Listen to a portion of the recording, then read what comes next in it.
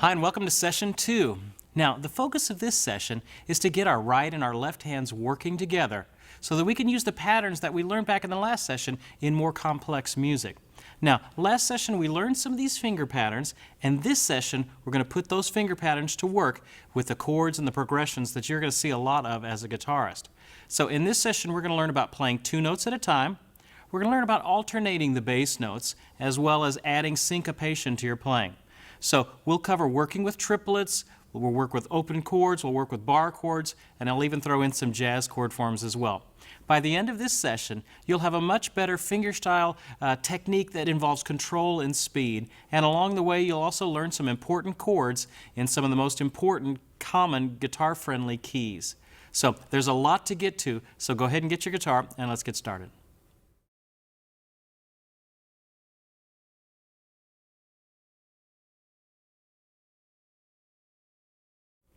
Okay, guitarists tend to favor certain keys because they seem to just land comfortably on the instrument. Now, these are keys like C, G, D, A, and E. These guitar-friendly keys use the natural open strings on the instrument to their advantage. So let's start with some chord progressions in the key of C. I'm going to try and spread out all 5 of those keys over the exercises and progressions that we're working through in this session. You know, each of these exercises works on a specific fingerstyle skill, and this first group is going to use the pattern thumb 1, 2, 3 that we learned in the first session. Now, in the book, these exercises, including the tab and the chord blocks, are there, so if you would prefer reading the tab, then go read off of the printed materials that come along with this. You can just look at the book rather than looking at the screen. Now, up to this point, we have played 1 note at a time, or maybe 2 notes that are moving together, but now this is going to change a little bit. Now let's work on giving our fingers some independence on 2 different rhythms being played by our fingers at the same time. All right, with that in mind, let's get started. The first exercise uses basic open chords in C, playing a regular single note arpeggio that's going to be expanded upon here in a second. So the only chord form that may be unfamiliar to you might be the F major 7th. We're looking at the chords in C, these progressions, and we're looking at that first progression. So we have a normal C, an A minor 7th, an F major 7th. This is the one that may be unfamiliar to you. Then we have a G and a C. So that F major 7th is an F, an A, and a C, and then an open E there. All right, so this is a simple progression to get us started off with. So if I just play this, and we're going thumb, 1, 2, 3, it'll be something like this.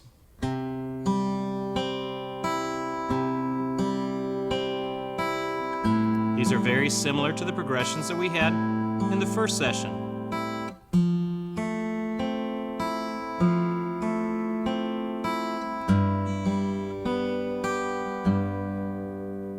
On a C. All right, well that's not too hard. Now we're going to add a double note to this arpeggio. So you're going to play this double note with the thumb and with the 3rd finger. So if you're on that C chord, I'm playing the C with the thumb, and then I'm playing the open E with my 3rd finger. Let's just try that together. As we're learning about playing notes together, we need to fire both of those at the same time. That's one of the keys we're focusing on this lesson. Playing both of these notes at the same time. All right, with that in mind, look at that second progression. Now I'm going to add a double note to each one of these chords. So if I play this, and then we'll play it one time together, it'll be...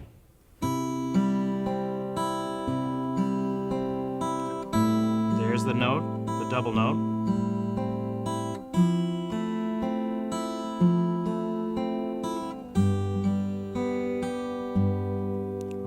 See if you can try and play that with me. Ready, and here's that double note. And there's that double note again. And it ends on a C.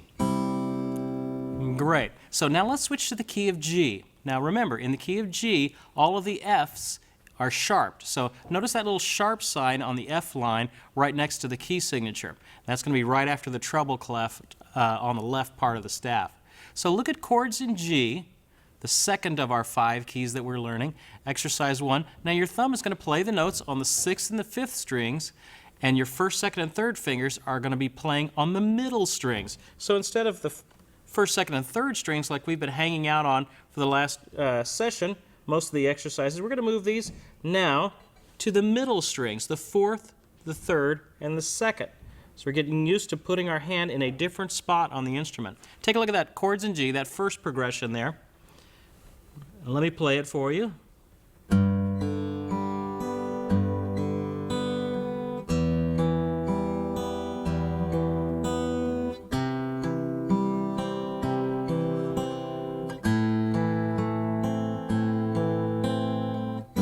Okay, very similar to what we were doing in the last session. Now we're going to add the double notes to it. Look at the second one.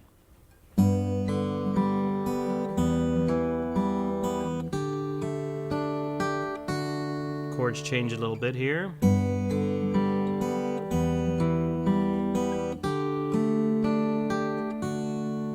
All right, take a look at that one. I'm going to play that one more time.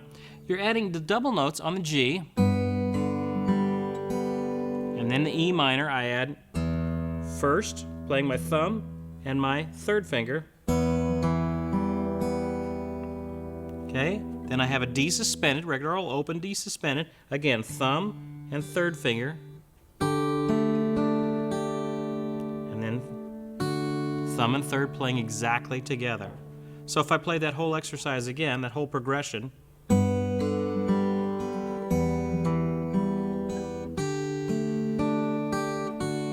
try and get both these notes to fire together.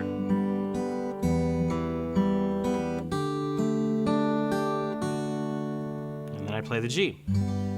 All right, now don't get discouraged if you don't get these patterns down with your very first try. Just work with the book on your own for a while and then come back to me. Now play through the progression nice and slow until your fingers have memorized the basic movements, and then come back with me here.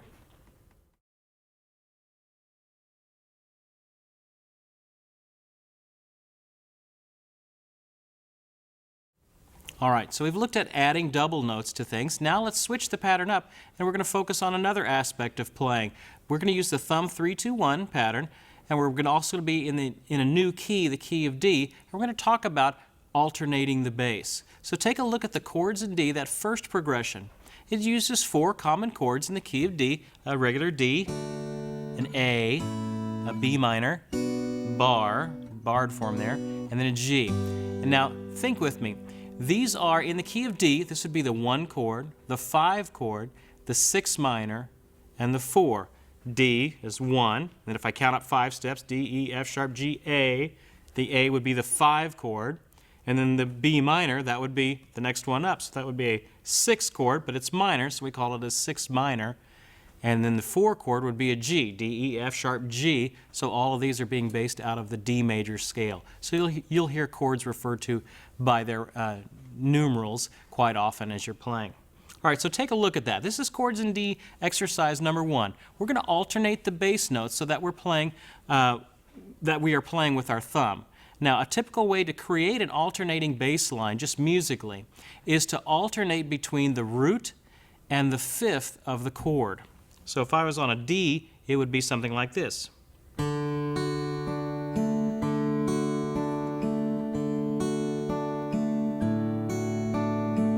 So I'm just taking this D chord and I'm alternating the D and the A. All right, with that in mind, let's go back. We'll look at chord in D exercise number 1. Here it is plain, and then we're going to start alternating the notes. Ready? And this is it plain. I do the A.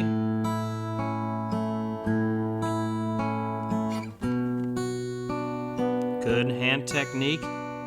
Relax that hand. All right, so there's the original. Now we're going to alternate those notes that we're playing with our thumb. Remember, we're going between the root and the 5th of each chord. So in a D chord, the D is the root, then the 5th of that would be an A. So I'm playing a D chord, and then I'm going to alternate to the A.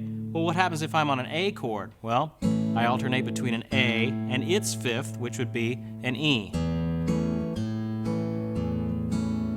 On the B minor, it would be a B and an F sharp. On a G chord, well, I can't go any lower than that, so I have to raise it up, so the fifth above that low G is a D. Hear how the notes are alternating. So take a look at the second one. I'll play it for you nice and slow. Ready? And alternating that bass. A chord, alternating that bass. B minor. G chord. Okay, we're going to play that one more time. You try and play it with me. I'll slow it down a little bit. Ready? And D. We hit the A in the bass. Then we're going to the next one. That's the A chord. Alternating the bass there to that E. B minor. And then its fifth. G. And then we have to go to the fifth that's above it. So when you're alternating bass notes, you're going between, generally, the root and the fifth, whatever chord it is. D.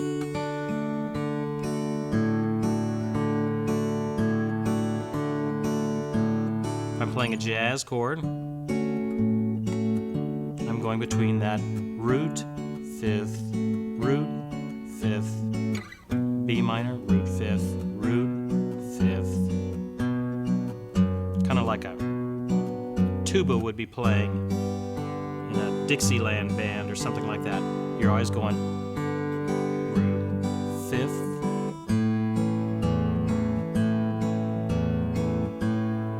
Now if I'm in a jazz setting, I'm still going root, fifth, root, fifth, even though the chords are much more complex up on the upper side of what I'm playing there.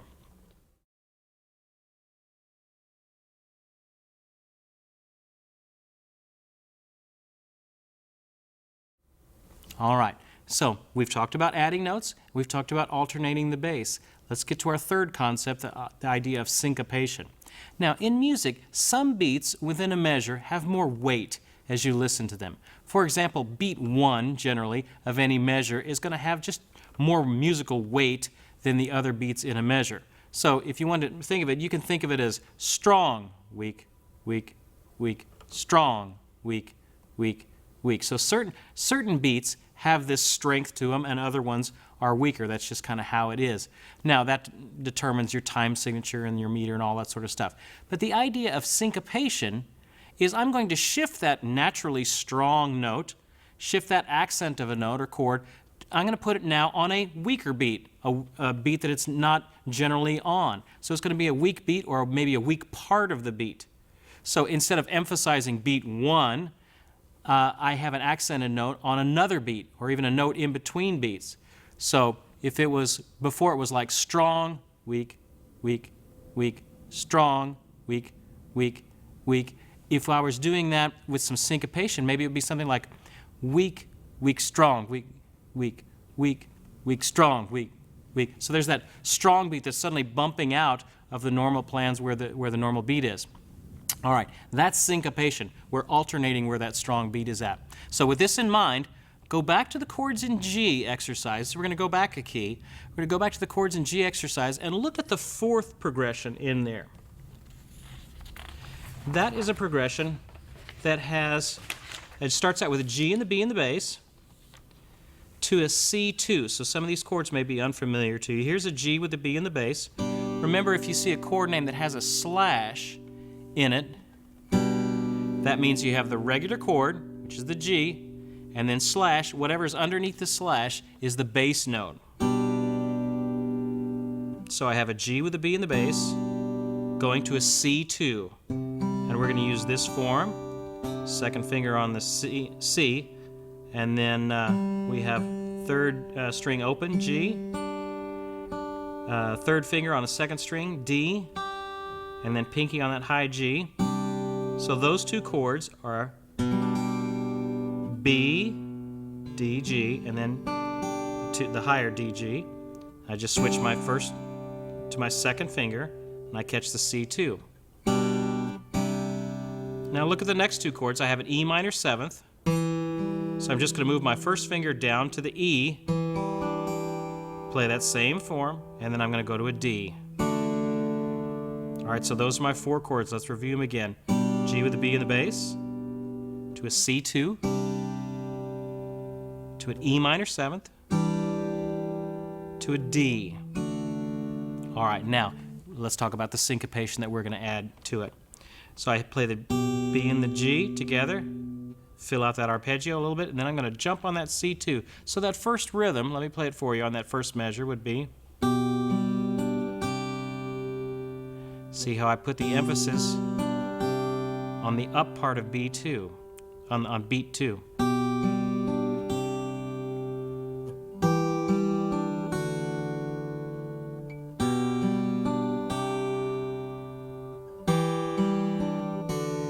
Okay, I'll play it for you one more time, nice and slow. Ready, and thumb and 3, and then I hit 1, 2, thumb and 3, thumb and 3, 1, 2, thumb and 3.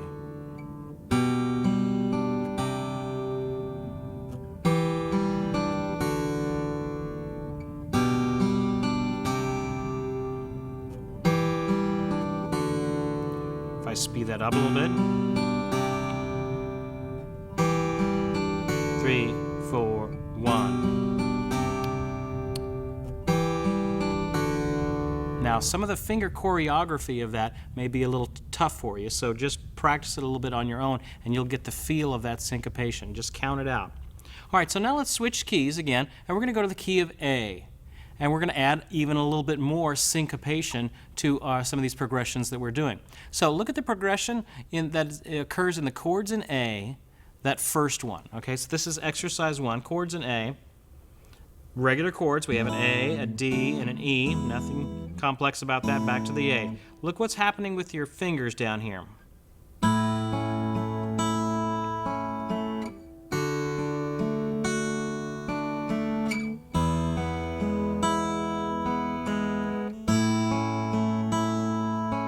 That highest tone that's being hit with your third finger is that syncopated beat. Now notice the tie in between beats 2 and 3. So this emphasis on that high E creates this syncopation. So if I played it again, it would be and.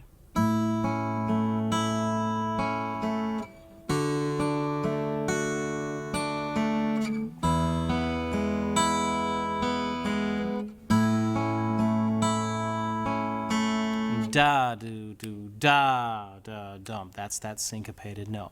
All right, now let's add some alternating bass notes to this progression. So we're starting to kind of combine these concepts. Remember, bass notes, when they alternate, go between what two pitches? The root and the fifth of a chord. So for these chords, it would be, an A chord would be A, then I'd alternate the bass to the E. Those are the two notes that are involved with that. A D chord, what were we doing before? A D and an A. That's its root and fifth. E would be E. With the fifth of an E is a B, so I can't go low, I've got to go high. So the next highest B is right there. So I'm alternating between those two notes. All right, so let's take a look at this. This is chords in A, exercise 2. Ready, and.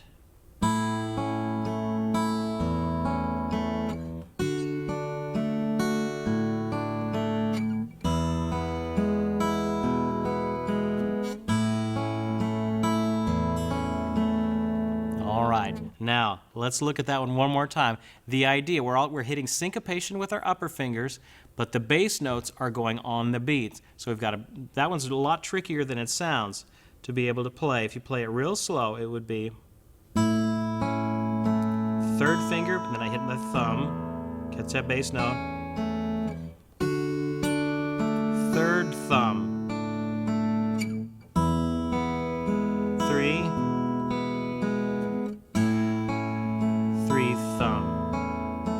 Play it again, a little bit faster.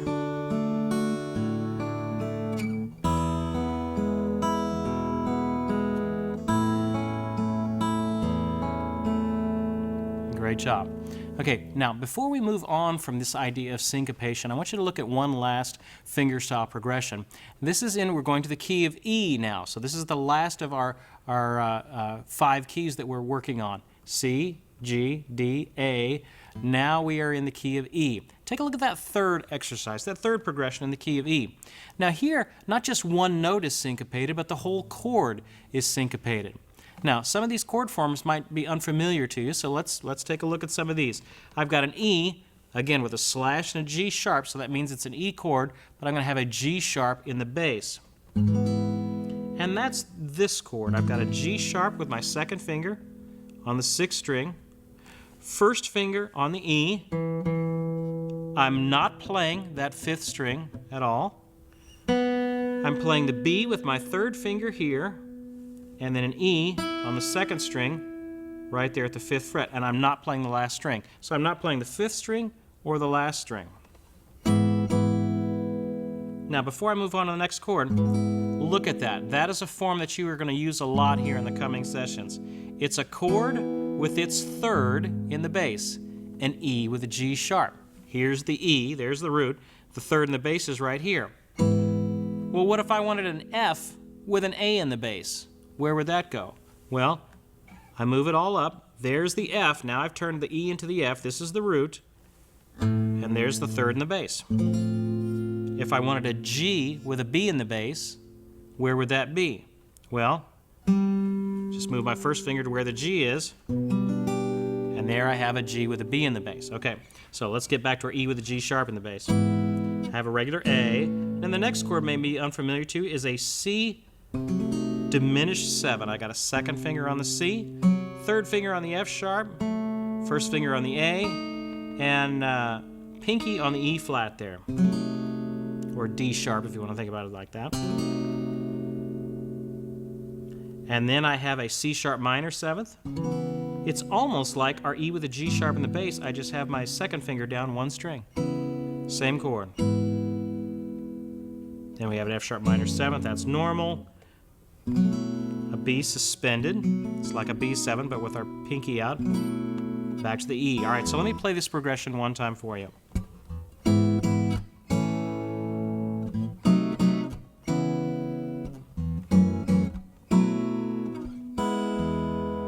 Ooh, look at that last beat. I play the 3 upper notes, and then I hit the downbeat with the E. So the 3 upper notes are on the upbeat, and I have the downbeat there. I'll play it for you one more time. All kinds of things are syncopating here. And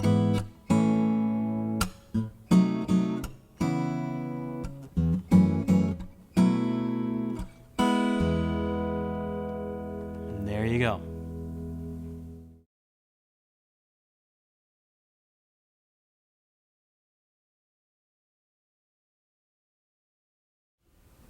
All right, so it's time to talk about another fingerstyle resource. Last time we talked about nails and things like that. Another aspect of fingerstyle playing, we touched on it a little bit in the first session, but I wanted to talk to you a little bit more about how to use a metronome. Now, remember what a metronome is? It's just a little simple device that clicks off a specific tempo. Okay, so I can set it to something slow, or I can set it to something pretty quick. And something about playing along with a specific tempo helps you as a player to really solidify your playing. If you're like most people, you have a tendency to speed up and slow down when you play, and I know for me, I don't even realize it, that I'm actually slightly speeding up, slightly slowing down. So if I'm not paying attention, I'll play an exercise or something, and I'll be doing something like this.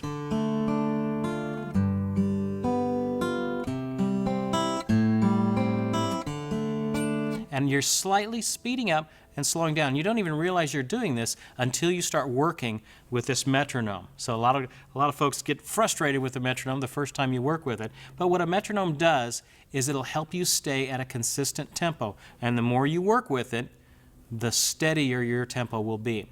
Now, metronomes are great for just accurately gauging what speed you can play something out. It's a good practice tool. So here's how you should work with it. Set it up for the tempo you want, and then play along with it. And you'll find, like if you're playing a specific exercise,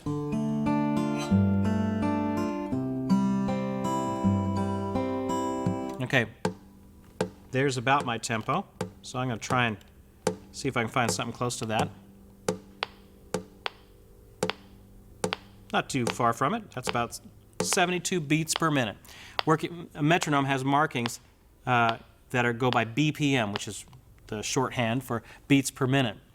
Now, you play whatever your exercise you're working on, then try and find what tempo you're playing at with the metronome, and then try to play it with the metronome. You'll find that it takes a little bit of practice. Working with a metronome is not about playing fast. Okay, so that's not something that we need to be focused on at this point. It's about playing with control, playing controlled. Once your playing is under control, then speed is right around the corner. Now, there's a couple different things as you're going down to the local music store to pick up a metronome. This is a regular simple metronome. This is by Matrix. It's called MR500. It's a regular quartz metronome. I like to practice with these little guys because it's just simple.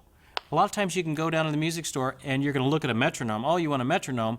And they will show you, the guy behind the counter will show you all these things, and it can click in all kinds of meters, and it can add beats on top of beats and all that sort of stuff. You don't need that. This is just a practice tool. So I like getting just a regular, simple metronome. Now, I would say at this point, for your purposes now, more is not better. Just pick up a little metronome that clicks off the tempo. You don't need to worry about if it changes pitch at the beat one or anything like that. Just one that clicks off the tempo. Now, I like the ones that have a click as opposed to the kind that has a beep. A lot of the electronic ones you'll hear, they'll have this beeping sound. And that can clash a little bit with depending on what key you're playing in and things like that. So I like the ones that have a click versus the beep. The beep has a tendency to get a little bit of annoying after a while. Now, working with a metronome should be a part of every serious guitarist practice regimen. Now, you don't need to play with it all the time, but it's a great habit to begin by playing exercises like these, the ones that we're going through, with a metronome. Now, how do you work with it? Well, let's talk about that. Here's how you need to practice with a metronome. You get the finger motions down first. We talked about that in the first session. Don't even worry about playing with the metronome if you're still worried about, is it thumb 2, 1, 3, is it thumb 3? If you're still working those issues out, don't even bother working with the metronome. It's not going to help you. Only when you get those solidified and you know which fingers are moving, that's when you start working with a metronome. Once you have those finger movements correct, then find the tempo that you were practicing it at. We talked about that a few seconds ago. Find whatever tempo you're playing that exercise at. Let's say it around here. Okay, then you try it, set the metronome to that tempo, and try that exercise again, this time playing with the metronome and trying to keep up. Now, if you're like most people, you're going to struggle with it a bit, but try to play exactly with the click. Don't worry about playing fast. Don't worry about that. Just go for smooth, even control playing at whatever tempo you can. Okay? Now, with this session, we've learned quite a few more chords and have definitely gotten a good workout on the finger patterns that we're going to be using in our fingerstyle playing. This is an important session because it takes just these little simple finger patterns that we've been working on and really solidifies them. So I encourage you to go through all these exercises and these progressions.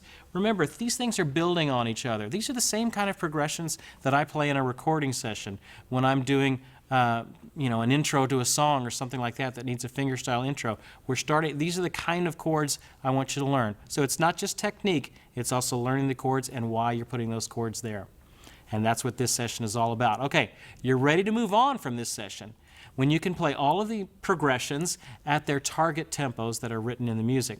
And we can also play, I added a new version of Ode to Joy to get our fingers moving a little bit.